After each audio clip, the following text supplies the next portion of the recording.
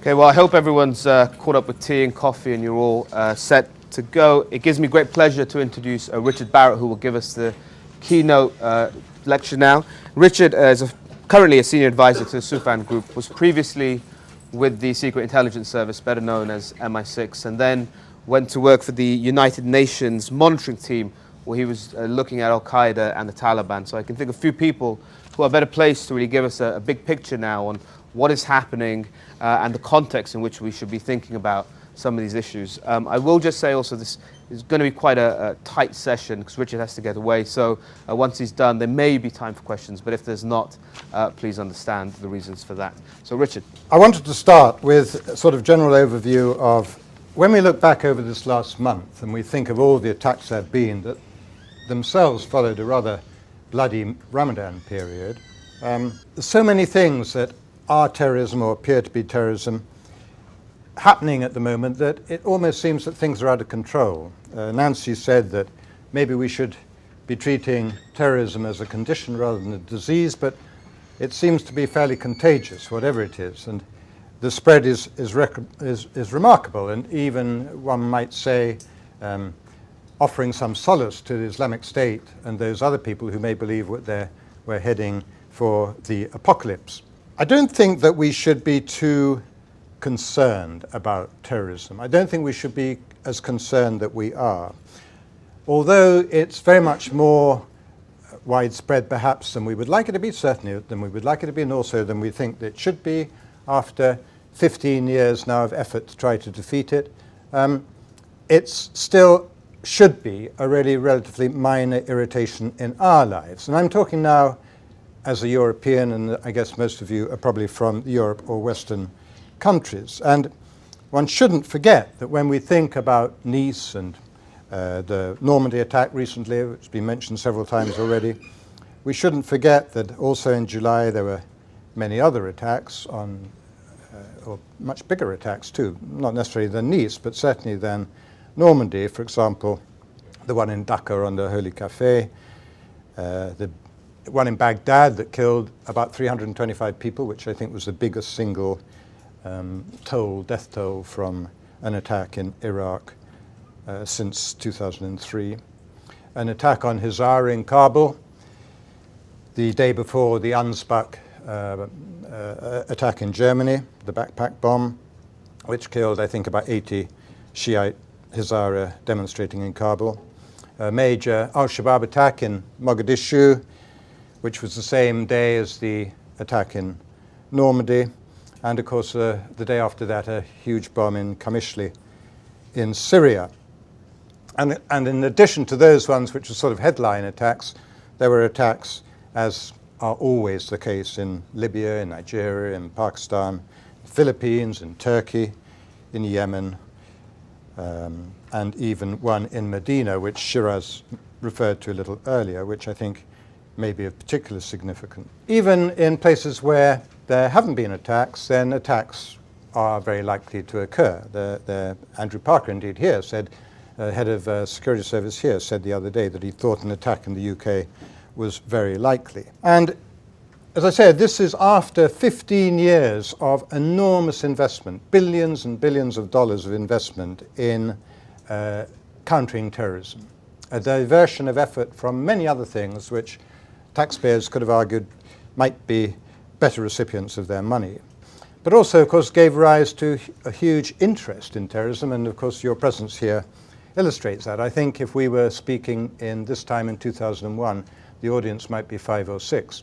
Certainly not this many. Shiraz might have been here, but not so many other people.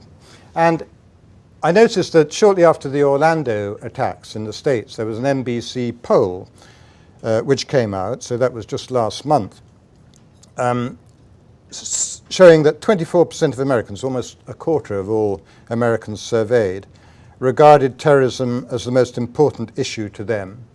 And 51% of all Americans reckoned that there was a high chance or likely chance of themselves or someone in their family being a victim of terrorism.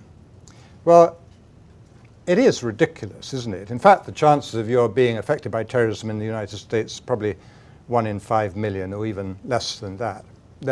they're statistically minute. They're hardly worth worrying about. And I won't bore you with comparative statistics, but I think more people have been shot by children under 5 than have been killed by terrorists over the last year. But nonetheless, I mean, that's the whole point of terrorism, isn't it? The whole point of terrorism is to instill fear. And I guess in the interest of efficiency, terrorists, like anybody else, would try to achieve their objective at the expense of the least resources possible, at sort of minimum cost of operatives and so on. The terrorism, therefore, does seem highly successful in making us fearful, highly successful in altering Western policies, if you like to call them that, maybe international policies towards dealing with terrorism rather than other things. So it is, by all standards, a successful tactic. But I wonder whether we should regard it as such. Are terrorists really as successful as they appear to be? And why hasn't that huge effort to deal with them been more successful than it has? And I think the answer to those questions really comes from the question of who becomes a terrorist in the first place and why they should do so. I think that it's wrong, obviously, to lump all people that we call terrorists together. Terrorist is a very broad title, very wide label, and it encompasses an awful lot of people. I think, indeed, even the members of the Islamic State fall into lots of different baskets and couldn't necessarily all be terrorists by any sort of strict definition. They use terrorist tactics, certainly, but the Islamic State exemplifies, I think, that ability of terrorism, that phenomenon now of a terrorist group morphing from being a terrorist group in the traditional sort of way into a sort of insurgency, into a sort of proto-state like the Islamic State is now, and probably all the way back again. And that sort of elasticity, I think, is almost entirely new. But we shouldn't necessarily, therefore, deal with it at each stage in the same sort of way. I think dealing with Al-Qaeda in Iraq in 2007, 2008 required very different tactics from dealing with the Islamic State in 2014, 2015, which in a way is different from the tactics needed to deal with it today or deal with other groups around the world. I think that that's one of the frustrations for all of us in knowing what to do and how to cope with terrorism. The ambiguity of the definitions, the confusion about who becomes a terrorist and why, and the best tactics to use against it, whether it's to recruit communities, to get communities to police themselves, whether it's to invade countries with armies, or whether it's to try to encourage governments to improve their counterinsurgency tactics in order, for example, to stabilize Iraq, or to improve their governance in order to remove such terrorist recruitment misgovernment issues that occur, for example, in Syria and other countries. And that question, I think, of governance and of statehood is one of the fundamental problems that the world is facing now in terms of dealing with terrorism and dealing with the fundamental conditions that are conducive to the spread of terrorism. It's that lack of governance which really, I think, drives many more people to choose joining a group that's an opposition group, which may also be a terrorist group, than just coming and killing a priest in a Norman church. In 2007, I think you'd all agree that Al-Qaeda in Iraq was just a remnant body, a few diehards who saw themselves completely disadvantaged and left out from what was going on in Baghdad, and therefore prepared to continue the fight. But why they were able to revive and become the problem that they became when they became the Islamic State was surely because nobody took that threat very seriously and saw it as a persistent problem that had to be dealt with, more seen as an ideological problem, something that was led by Abu Musab al-Zarqawi, and something, therefore, that could be dealt with relatively straightforwardly, and even more or less had done after the death of Zarqawi in 2006. So clearly, Islamic State, like other terrorist groups, is able to exploit poor governance, disadvantage, unemployment, economic deprivation, and all those sort of issues to form its core, which inevitably are relatively local issues. But they're local issues which provide some sort of legitimacy to the cause.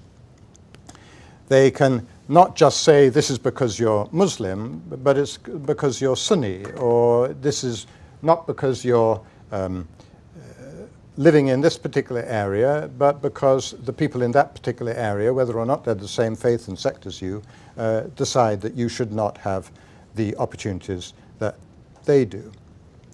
And I think that that call to start something new that was announced by the formation of the caliphate, that to come to Iraq, join the caliphate. It wasn't really Iraqi, it was a Muslim caliphate. It was going to be a revival of the glory days of Islam and all this sort of thing.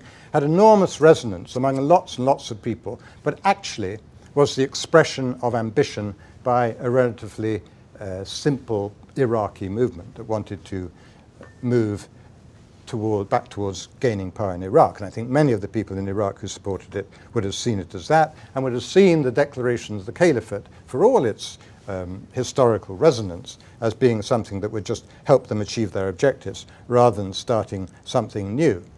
Nonetheless, many of the foreigners who went to join saw that as something much more fundamental, much more important, much more visceral, and much more hopeful, indeed, than I think many of the Iraqi members of what became the Islamic State did. And they went for all sorts of reasons, therefore, but essentially to be part of something, to build something, to have a new beginning, the redemptive qualities that you mentioned and so on, all these ideas of leaving the past behind, starting afresh, and living in a way that would be fair, would provide them opportunity, and a new life almost. And I think the fact that so many of the foreigners went there, they burnt their passports, they did that in a sort of barefaced manner, if you like. They didn't attempt to hide. This was not the idea of people going to a foreign country to train to come back as domestic terrorists.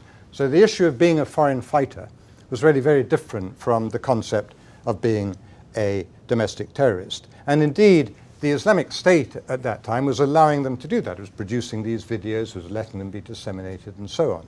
So it wasn't looking to make the sort of recruits from these foreign cadres that might have gone home to make attacks. And I think that also you saw the Islamic State up, in my opinion, the crucial key moment when they stopped being a magnet and wanting people to come and join the Islamic State and thinking actually we could also be pretty effective against our enemies elsewhere, was when they had their first setback in 2014, which was when they lost the Mosul Dam. And they lost the Mosul Dam not just because Kurds were attacking them, that would have been a local Iraqi thing, but because US aircraft were helping the Kurds. And without that air support, I very much doubt that they would have lost the Mosul Dam, certainly not as quickly as they did. And so Abu Muhammad al-Adnani, building on that, then began to be more and more engaged, I think, in thinking these foreign recruits that we have could possibly make good terrorists, and if they don't, we'll send them up to Kobani and they can fight on the front line there. So he adopted this sort of position that Anwar al-Awlaki adopted in Yemen. I think when Anwar al-Awlaki first went to Yemen, he thought, well, he would carry on doing his sermons and preaching and so on, but sort of got drawn into this idea of external operations. And because he was able to attract people, was able to be quite effective like that. And I think the attacks in Paris last November were a good example of how Adnani had managed to get groups together and at least encourage them, if not direct them, to go and launch attacks.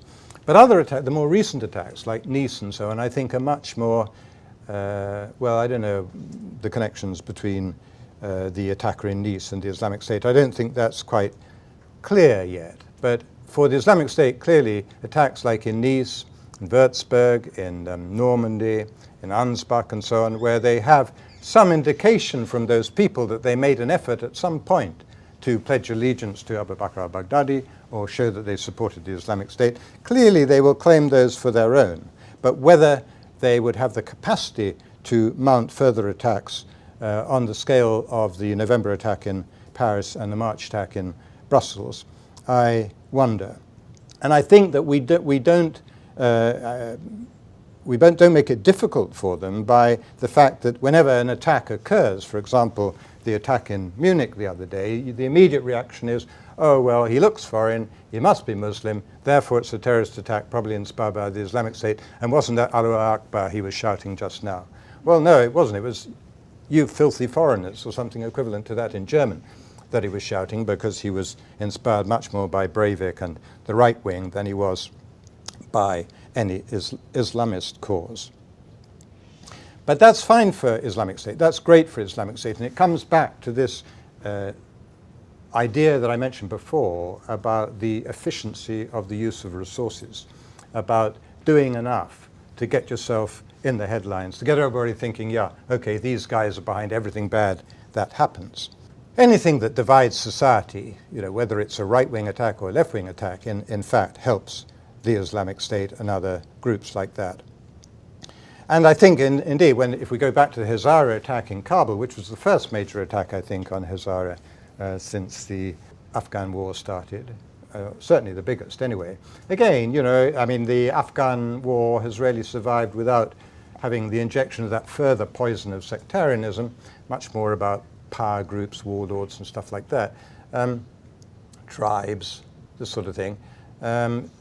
So I think that Hazara attack does show that the Islamic State is very aware of the advantages of causing divisions based on sectarian lines and other things which are much greater than their own personal appeal. But surely the Islamic State fighters in Afghanistan are really rather different from the Islamic State fighters in Syria, who in turn may be rather different from those in Libya, and certainly from those in Nigeria, and perhaps even from those in Iraq or the Sinai, or the Caucasus. And these are all areas now where the Islamic State claims to have provinces. And these are provinces. They're not affiliates. They're parts of the Islamic State. And to me, again, it's making the Islamic State look very much bigger than it is. And we tend to allow them to do that by acknowledging that all these people are in some way joined. Whereas I think, in fact, if you look at Boko Haram in Nigeria, apart from a little uptick in their propaganda production immediately after they pledged allegiance to Islamic State, there was really very little difference at all. And I don't think there are very many Nigerians who've gone to fight with the Islamic State in Iraq and Syria. Now that may be different in other areas as time goes on. What's happening in Bangladesh is always very obscure. Islamic State in Afghanistan may pick up, though I think they'll be beaten up by Taliban as much as anything else. In Southeast Asia, I think there's a real worry in Southeast Asia. I know that Islamic State hasn't yet acknowledged that it has a province in Philippines, but certainly there's been a lot of talk about that in the last weeks. And, so there are chances for Islamic State to expand, but that expansion won't necessarily make a great deal of difference to its fighting strength. And what does make a difference to it, though, is particularly our own interventions. I mean, if you think that, if we look at UK, US, whether it's DFID in the United Kingdom or USAID in the United States, the amount of support and aid we have given to, for example, Syrian refugees or other disadvantaged people around the world, not just from Muslim majority countries, but often from Muslim majority countries, is enormous. And we hear nothing about that. We hear much more about the 2 tornadoes that occasionally fly over Raqqa than we do about that. We hear much more about the special forces contingents that go into Iraq, Syria, than we do about that soft power, that soft assistance that we extend as well. And that doesn't just affect that sort of publicity for the military response, doesn't just affect Islamic State and gain the Islamic State more adherents locally, because people will then suck up its mantra that here's the West attacking Muslim states again, but it also affects our own people, our own citizens who are taught to see this as a war, almost an existentialist war, when the threat really is still very, very small. And I think that we need to understand much more about what drives people to terrorism so that we can be better and smarter about how to stop them becoming terrorists, because there are very, very few of them, so it makes it a very, very difficult job. But because they're public tolerance for terrorism is so low that any terrorist attack is a failure by the state, clearly there's a big imperative to do as much as we can. And I was running, like Nancy was running some survey of Islamic State fighters, and I've been trying to run a survey too of Islamic State fighters who've returned from Syria, Iraq, and to ask them those three critical questions. You know, what led to your decision to going? How did your thinking change when you were there? What was the sort of influences, if you like, on your attitudes towards Islamic State? And the critical question, of course, why did you come back? That's proved extremely difficult to do, although this is under the auspices of the United Nations, and the Secretary General was supportive of it, sent letters around to all member states asking them to help. And there was a great deal of interest and enthusiasm about the idea. In fact, very, very few states in the end were prepared to join us in our survey and provide foreign fighters for us to interview. That was a bit disappointing, though the sample we did manage to accumulate, I think, is still probably the biggest sample of foreign fighters who have been surveyed, and our report will come out in September.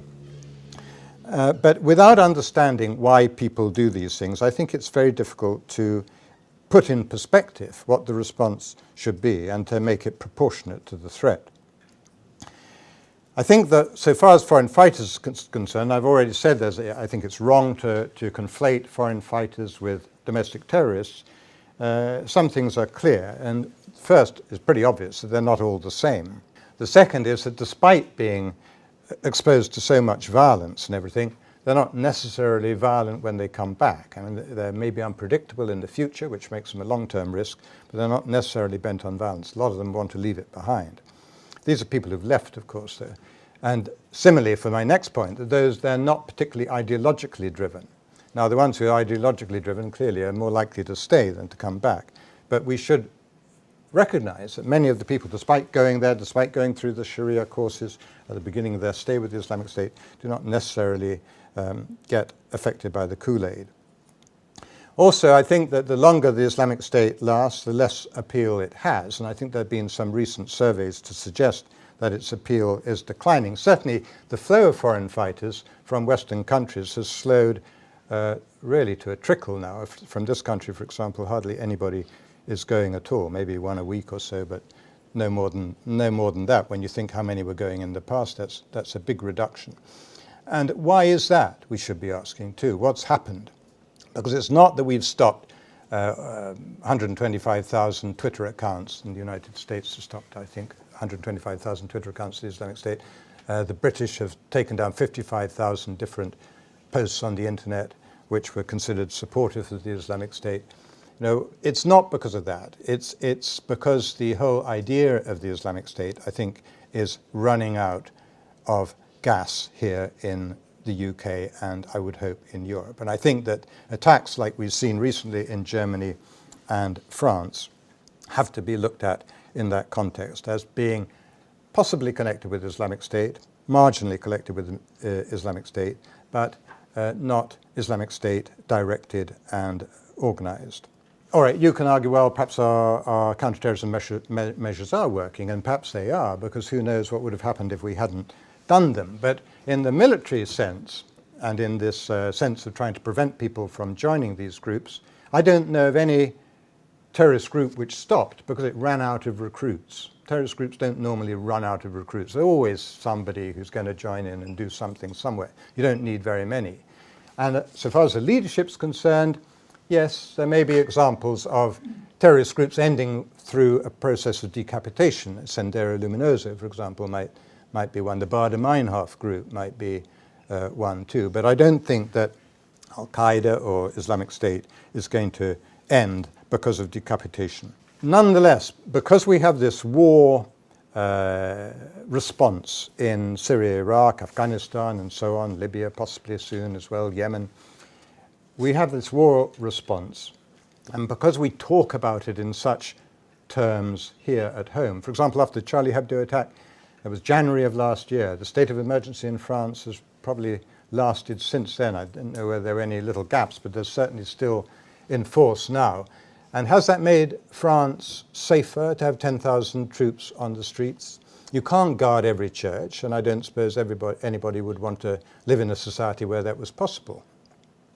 So what is this doing? What is this doing to somebody like the attacker in Nice or the two guys in Normandy who think they want to do something? Those two guys in Normandy were what, 19? I think one of them, the one who's just been identified, may even have been younger than that.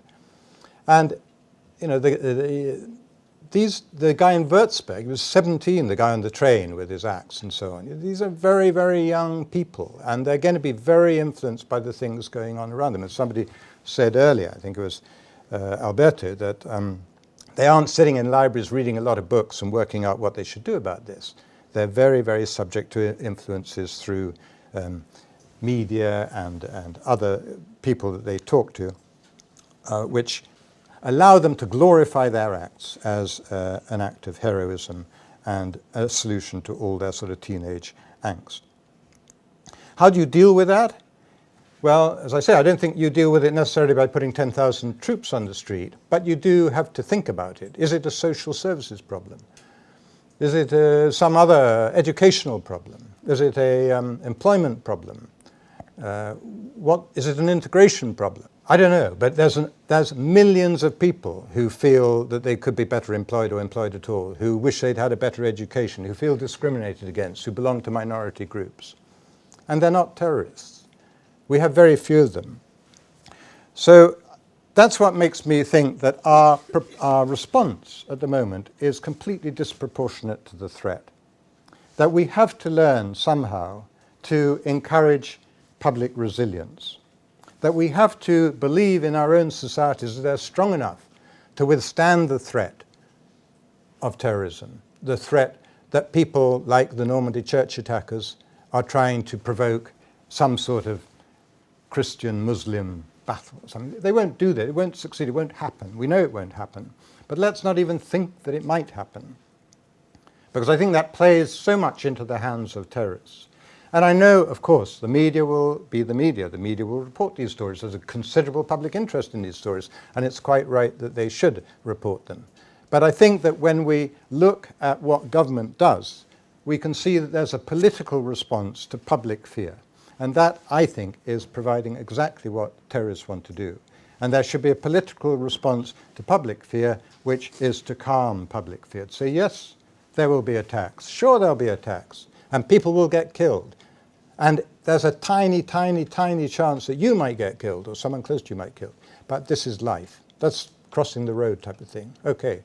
They don't deliberately kill you when well, some taxi drivers seem to, but they don't deliberately go after you when you're crossing the road. And of course they do when they're terrorist groups. But nonetheless, let's try and get it in perspective. And I think that building the resilience to terrorism will reduce its impact, which will make it less popular with terrorist groups, and therefore will help it die out. But certainly at the moment, with all that we've seen over the last weeks, it does seem to be on a bit of an up. Thank you. Thank you very much, Richard. Just before I come to ask you a question, I will just let everyone know, which I forgot to say after the break was over, that whilst the last panel was happening, Jabhat al-Nusra did announce that they are breaking from Al-Qaeda. So it gives you a sense of how fast-moving everything is. I don't know what reasoning they've given for it, but I'm sure when you go to Twitter, you'll see all the analysis coming out, not least from my end, I'm sure. So, Richard, I thought one of the things you touched upon, very interestingly, of course, is that terrorism is not an existential threat, despite what people have been saying, even some politicians have been saying. There does seem to be a greater nervousness and edginess in Europe in particular now, in the sense of people being more fearful and attuned to some of this. So given that it is not an existential threat, but the perception is so wildly divorced from the reality, how should we as a society be sort of looking at some of these issues? What should politicians, governments, intelligence agencies be doing to build that resilience that you were talking about? Yeah, well, it is, of course, extremely difficult. But if you look at Islamic State, Al-Qaeda, al-Nusra, breaking from Al-Qaeda, all these sorts of things, it's their responses to local situations. You know, they're sure they have these sort of global ambitions, but essentially their ability to survive, their ability to grow, that is determined by local conditions. So ideally, of course, you would say what we want to do is to end the war in Syria, to improve governance in some Muslim majority countries that lack it, to try and bring disputes to resolution. There's a role there, I think, for Western countries, which may not be by injecting more force or propping up governments which sooner or later it may fall. Of course, we do it for our own interests, but if we're looking from the point of view of terrorism, I think we would say, we should ask ourselves, are we actually slowing and extending a process which is anyway moving? So, okay, if this process moved quickly, perhaps it would burn out quicker, it would get to its end quicker, there'd be some sort of resolution. And I know that sounds rather heartless, because an awful lot of people suffer in these civil wars and civil disturbances. But if we are just slowing that process without providing any alternative process that might accelerate the change that people want, then I'm not sure we're doing a hell of a good job. So I would say that terrorism, we don't at the moment have any domestic terrorist groups apart from the Northern Ireland groups, of course, in United Kingdom, and not very many in Europe. I mean, the separatist groups, yes, they've been busy, and you probably saw the Europol report that came out, I think, a week ago, that showed about half the attacks in countries that had reported back to Europol had been separatist inspired rather than inspired by any ideology, any other ideology. But we do have those groups, but they're very small, they're containable. Yeah. And so it again suggests to me that the terrorist groups that are attracting recruits from the United Kingdom or the rest of Europe are actually local groups exploiting these sort of, loose, lost sort of attitudes. So responding to the resonance of the conflict there. Yeah. And I thought it was interesting, you said actually the idea of the Islamic State is running out of gas when you talk about sort of uptick in attacks in Europe and so on. As someone who's seen the terrorist threat from the intelligence community's point of view, you've seen it from that side of the equation. I've often had this idea of if we all want to wish away IS, we want it to be destroyed, but I wonder if you had an overnight destruction of its territory, which to my mind operates as a bit of flypaper. We know basically where lots of these hardened terrorists are. They scatter into the wind. What would be is it firstly a desirable option to have a rapid loss of territory for IS? And if it were, what would be the challenges, or if that would happen, what would be the challenges for intelligence agencies? Well, I certainly don't subscribe to the view that some people, say the Russians have, that you encourage everybody to go to Syria and then bomb the hell out of them, and that's a very good way of getting rid of them. I think that's, A, I don't think it works, but B, I think it's actually wrong, funnily enough. But if Islamic State lost all its territory, all those people who've returned back to their countries of origin or residence or whatever, up till now, will be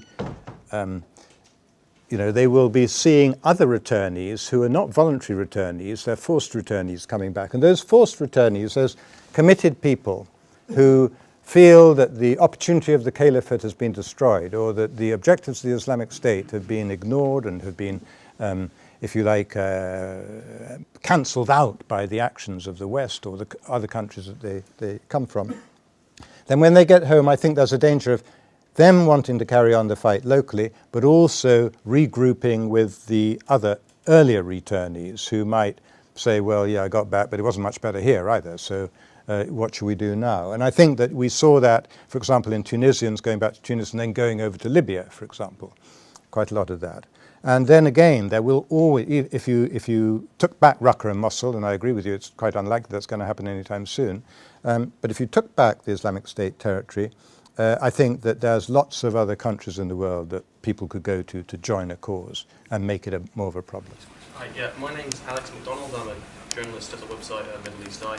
I was just wanting to ask you basically, you sort of touched upon it a bit during your talk, which was excellent, I thought, very balanced and basically trying to have a sort of very clear-headed approach to the issue. But one of the things that I think some people have been talking about is this whole issue of the intelligence services in France and in Germany with regards to the like seemingly constant barrage of these mini attacks. There was a whole issue, I believe it was that the Normandy killer was known to security services. He had an electronic tag that had been deactivated. And just how you sort of think that compares to the British intelligence services. Are they just much better, or is this just like not an issue at all? Is this something that's been blown up? I'd like to get your thoughts on that. A few things on that. I think that everybody's pulling together on this. I think that, yes, maybe the British service has done a better job, but they've probably also been luckier so far. I think also there's an awful lot of francophone terrorism around just now at the moment, which makes France and Belgium more of a target. I think also, whether it's in the United Kingdom or in France, and or particularly perhaps in Belgium, the problem is overwhelming. If you think in France, they have had well over 1,000 people go and join the Islamic State in Iraq and Syria. They have about 300 who've come back. They have another 600, according to the Interior Ministry, who wanted to go but were stopped for going. So now you've got, like there's that guy in Normandy with the tag, you've probably got another 500 and something with tags.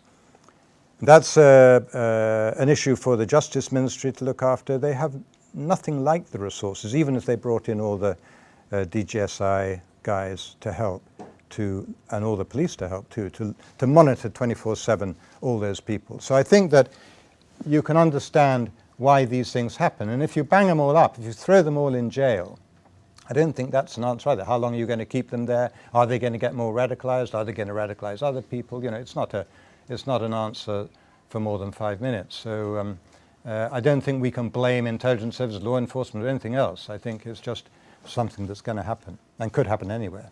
Hello, Julia Ebner. I'm from the Kuliam Foundation, and thank you very much for your insights and also for your insights for our report, The EU and Terrorism. We talked over the phone not so long ago.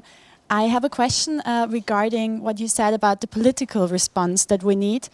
Because I very much agree with you that we cannot legislate or bomb or arrest our way out of this threat, and that we really need to build social or civil society resilience. But how would you address the dilemma, the political dilemma that politicians in Germany, but also in France, like Hollande and Merkel, are facing in regards to the far right and the rise of the far right? Because on the one hand, they have to show a really firm response that is security heavy, because it's more visible to the public, and they have to show that they're doing something about the problem. How would you address this? Because often civil society or the soft end approach is less visible to the public, and so. Yeah, I think it's an incredibly difficult political problem, but I think that politicians, are there to lead. We've elected them to lead us, to tell us what they think and what should be done, not to respond to the Today program just because they've just listened to Shiraz say something on it, or the front page of the Daily Mail or something. That's not what politicians should be doing. Though you can see why they do that. They have a constituency and they've got to satisfy their constituency. They've got members of their party, the MPs and so on, who are worried about the questions they get asked when they go back home. But fundamentally, politicians are there not only to lead us, but also to enact laws which can be tested through Parliament and by public opinion, and then act within the law and ensure that the state acts within the law. So if you get a situation, and I won't go on too long because you could talk endlessly about this, but when the British government decides to lethally strike a British citizen in Syria, I don't understand how that works. I really don't. We don't have a death penalty here. We have a very strong tradition of trial before conviction. And, if you argue about imminent threats and things like that, I don't know that an imminent threat allows you to kill somebody in those sorts of circumstances when the argument for imminent threat is actually, in that case, very weak. So I think that politicians have to be really, really careful that they uphold our fundamental values, because in the fight against terrorism, that's what it's all about, isn't it? It's whether these guys can affect our values, make us do things which are not true to our British values. Whatever British values are, I'm sure they don't include extrajudicial killing, for example. So, I mean, I don't want to attack any particular government for any particular action, but I do think that politicians have such a big responsibility right now. And even if they're very weak and unpopular, like President Hollande, they still have that responsibility to lead. And okay, if they don't get elected again, that's the verdict of the people. We all deal with Marine Le Pen. But, that's something else. We have time for one short, sharp question. You both have had a question. I just want to see if there's any other hands. If not, Okay, I'll come to you. That's it. I'm doing this on basis you both asked questions. Thanks very much. Gavin McNichol from Eden Intelligence. In 2012, Richard, there were some who were occasionally opining that the terrorist threat was really waning. And part of that analysis, of course, was the interdiction of larger organised groups having proved to be more successful. Do you think that has now changed, and what do you think has really changed that has resulted in this uptick? Yes, I think that's quite interesting. I think that Scott Atran was writing the other day, wasn't he, about the sort of general attitude towards law and order was declining, and therefore maybe this encouraged people to do terrorist things. And as Shiraz said about religious conservatism seems to be on the rise, doesn't it? But these things are not necessarily all connected. And I think that you made a point that I would agree with 100%, that this conveyor belt idea of if you're religious conservative, you're going to sort of, or you might very well move along that conveyor belt, a natural progression towards being a terrorist. So when we look at all those things, you know, lack of law and order, though crime rates are very low, in fact, at the moment, attitudes towards authority, you know, the questioning of the state, encouraged by social media and all that, and the increasing tendency of people to go into other identities than their national identity, for example, their faith identity or ethnic identity or whatever, you can say, oh, for God's sake, the whole world's going to hell in a handcart, and we're going to get more terrorism. They're completely different. And I think terrorism, actually, although it swings and, you know, comes up and down, is not necessarily going to benefit from all these other things that we see in a slightly dystopian world. Brilliant. Thank you very much, Richard. Thank you, Richard. Again tomorrow. And we'll see you at 10 a.m. Thank you.